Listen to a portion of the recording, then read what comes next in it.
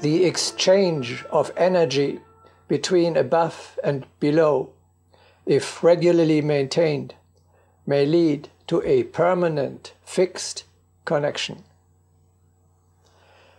Agni Yoga calls this line to the supernatural world the silvery thread. It connects the disciple with the teacher.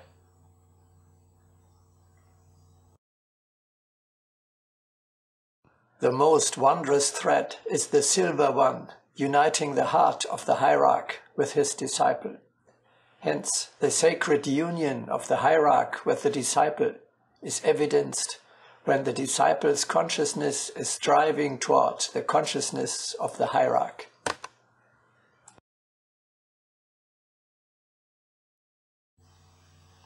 The silvery thread is an almost physical connection between the worlds, which is nearly visible, as shown by the photograph of Sviatoslav Röhrig at the beginning of this chapter. The clearer we recognize the actual existence of this line, and the more consciously we use it, the more real and the more strong it will become.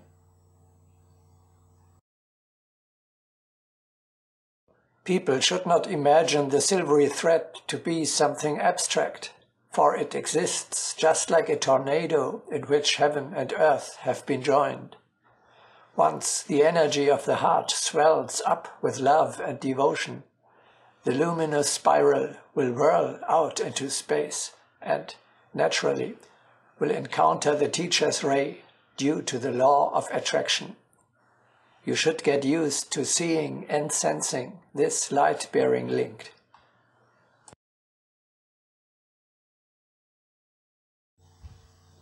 Through this conductor, hierarchy provides us with everything we need for our earthly service: strength, comfort, joy, knowledge, and guidance.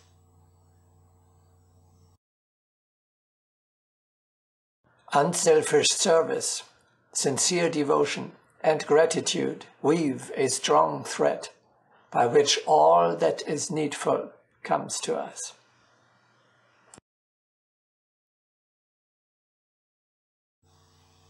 Never forget this magnificent promise. Everything you need, you will get from above. It is possible, though somewhat unlikely, that the Mahatmas might even send you money if you are in need of it.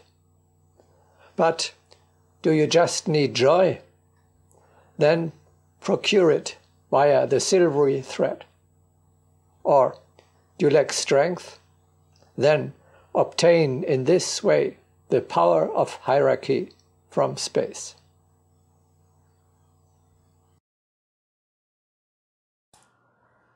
Only when a spirit accepts all transmissions from above can he broaden his consciousness. Thus, the connecting thread is the ladder of spirit, upon which the power of the spirit ascends. Creativeness is realized through this wondrous thread. Thus, the ascent of the spirit proceeds through the connection with the Master.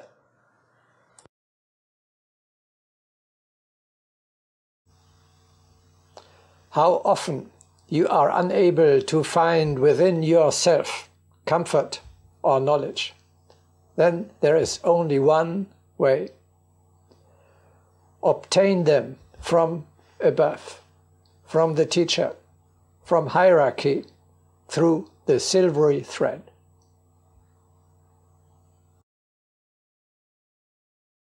Verily, the path of the heart is light when, through the silver thread, the current of courage and joy passes incessantly.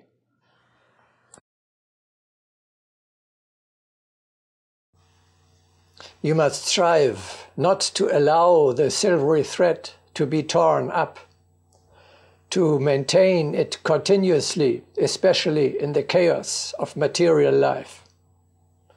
This connection is a great treasure, and must be protected accordingly.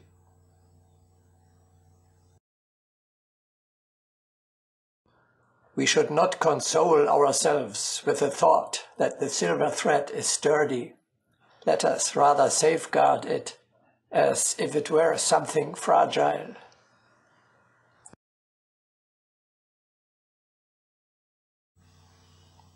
There are countless resistances, distractions, and obstacles against which you have to defend your personal line to the top. If the connection is interrupted, there is nothing flowing down to you any longer, and then you have nothing anymore which you can give.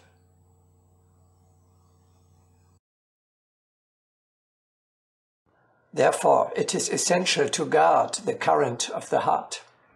When the current strives upward, myriads of small sendings rush forth to impede it.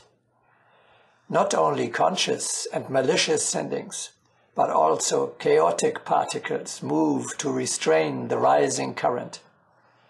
But if we are aware of it, our consciousness will not admit the unbidden guests.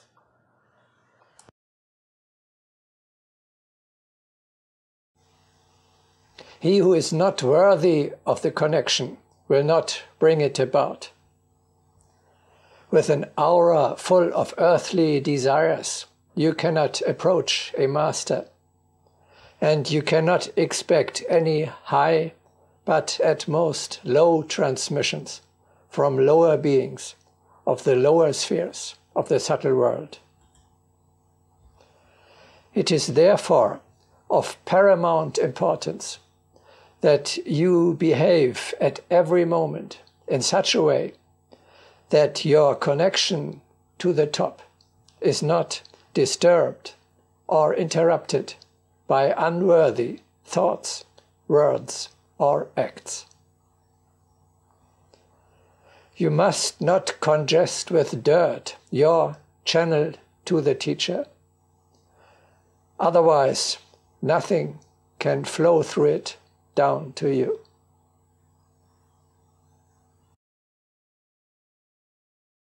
I entrust you to reject all that demeans the communion with us.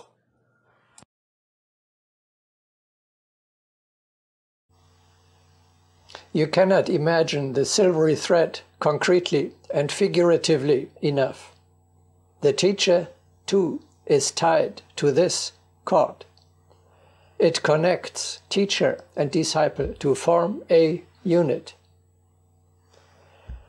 Via this line flow not only currents from the top down, but also from you to the top.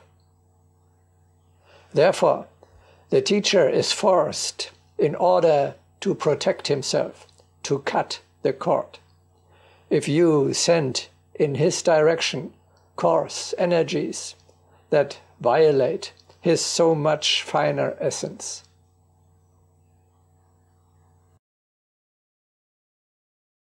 Resist the fiery world with the least carnal desire, and the whole relationship will be violated. But the courageous hero will not belittle himself with carnal thoughts.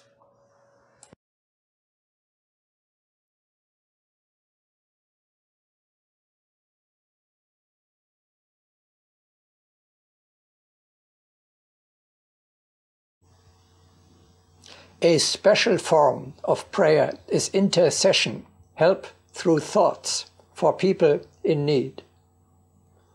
This ancient practice has a scientific basis. A thought sent into space acts there, if it is good, helpfully.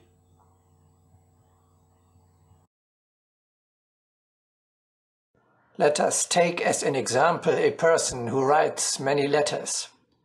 If he writes with only himself in mind, he will not achieve the right results. And he is mistaken if he thinks that he is writing to only one person in particular. A letter full of lofty thoughts does not belong only to the author or to the one to whom it is addressed, but to all of humanity.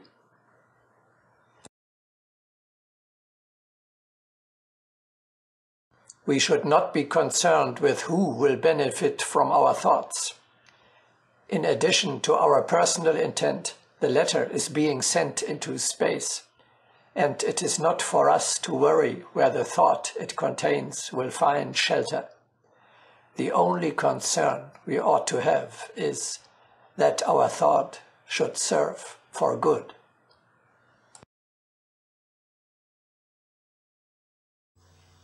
You can hardly imagine what your small, seemingly insignificant thought can bring about.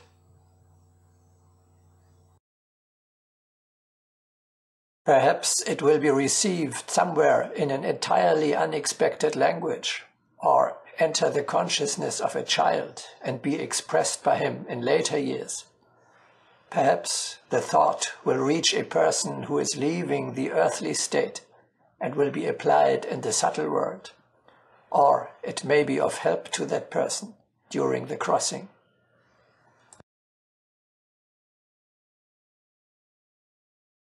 Perhaps workers will be inspired by the thought, spiritualizing their monotonous work. The thought will help a sick person by giving him faith in his physician, or elevate a woman far beyond the boundaries of her domestic duties. The thought will whisper to the warrior opportunities for heroism. The thought will point out to the farmer the planetary significance of his labor.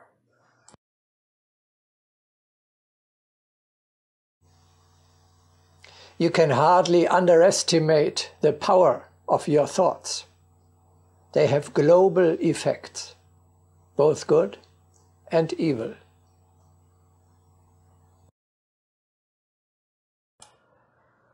A person who elevates himself in spirit is of substantial aid to others.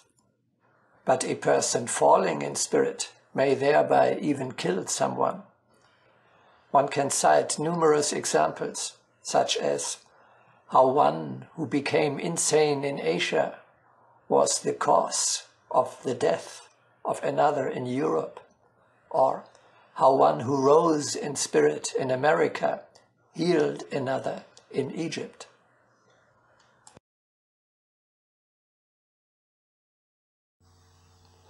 Most effective is help through thoughts if several people come together and pray jointly for the good of the world.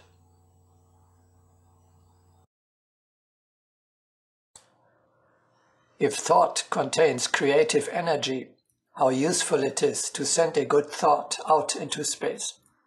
Once humanity agrees to send forth good thoughts simultaneously, the infected atmosphere of the lower spheres will clear up right away. Even if it is only a few times a day, you should make a point of sending forth thoughts, not about yourself, but about the world. May the world be well.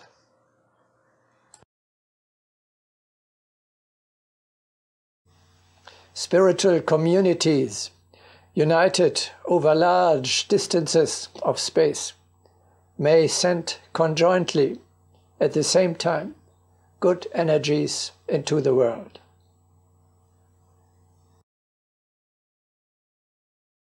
It is useful to advise friends to send out mutually good thoughts at a definite time. In such an action, there will be not only a strengthening of benevolence, but also a disinfection of space, and the latter is extremely necessary. Good thoughts will be the best purifier of one's surroundings. Such sendings need not be made up of definite words, but only of a directed good feeling.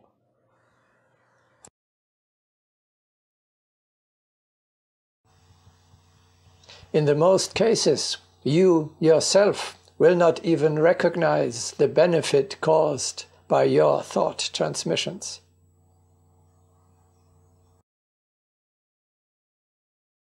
A yogi may not know whom his luminous thoughts will help, but he will not tire of sending them out into space. like a purifying offering.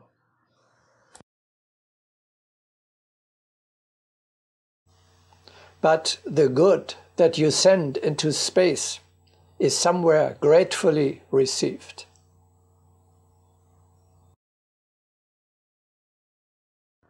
No one knows whom his goodness has helped. It may be assumed that a thought of good reaches a definite person, but this is only a supposition. It may be that this thought has greatly aided someone unknown to us. Such a thought is a messenger of good, and the rescued man may not know his Savior, so his gratitude is turned toward the higher world.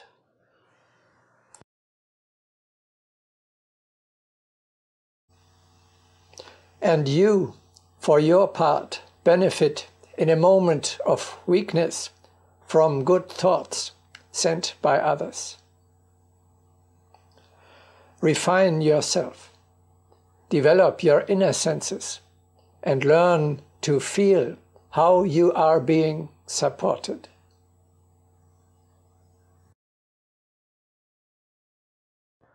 A certain warrior came under the protection of a revered hermit.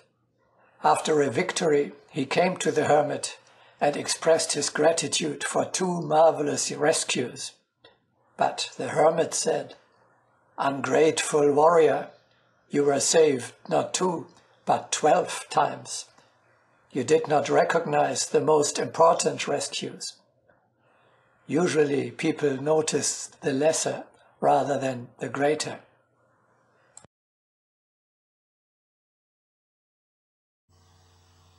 You may be sure, no energy emitted by you is ever lost. You make these currents available to the rulers of the earth, who can use them there where they are most needed. In this way, you little man achieve a real cooperation with the higher powers.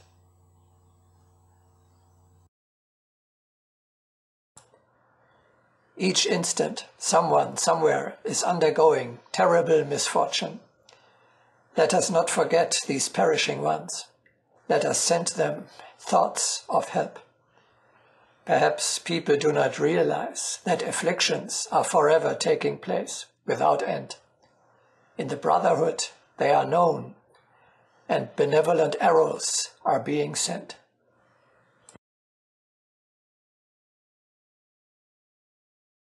Even if you cannot determine precisely the place of its destination, nevertheless, send your salutary thought into space. It will find the right course and will be joined magnetically with our help. Beauty is found when, from diverse quarters of the world, thoughts of salvation come flying. In this, each one will emulate the Brotherhood.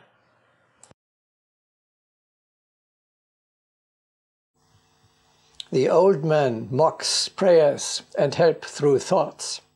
But who knows where the world would stand without them?